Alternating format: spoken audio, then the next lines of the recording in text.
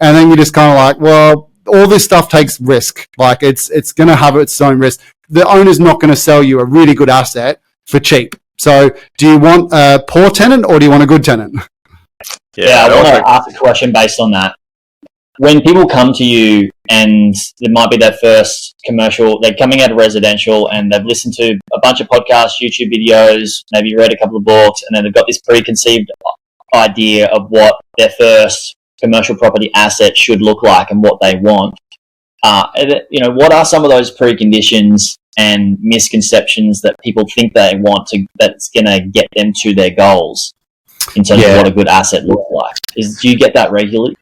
Yeah, and normally it's because of something I've said. They'll kind of take it really, really literally. And then the biggest one is the value add. People always want this value add. It's very similar to residential. You know how everyone wants like subdivision potential or granny flat potential. However, most of the guys with 10 plus portfolios don't own a whole portfolio of granny flat potential properties. They've done it. Yeah. They've done it outside of that. The issue with the value add, especially like let's use industrial because it's probably the easiest trying to get your head around, is you don't do the value add unless the tenant moves out. So do you want to do it in the short term and have a bad tenant and pick up a good price, or are we going to buy a really good tenant? And if they're there for 15 years, what's the point of the value add? You're not actually doing it. You're better off putting the funds kind of elsewhere. My biggest pet peeve, I should say, is people have a preconceived notion about yield, and it always seems to be a perfectly round number. At the moment, everyone says they want a 6% plus yield. 4 years ago, every single person said they wanted a 7% plus yield. And it's just a made up number. You'll send them a cracker of a deal at 5 point. They're like, no, I don't want that. And you're like, it's literally $2,000 a year difference in cash flow. And it's a better asset, a newer asset.